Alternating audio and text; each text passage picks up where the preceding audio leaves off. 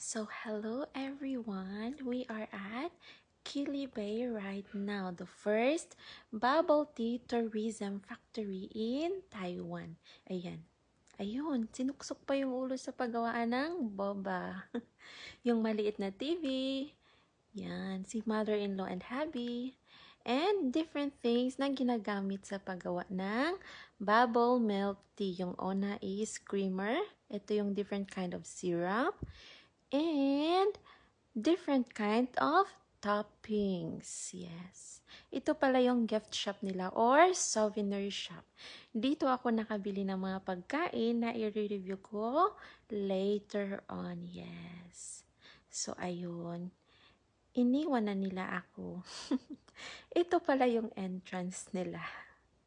Yan. Si mother-in-law and hubby ulit. Yan lang muna sa ngayon. Bye!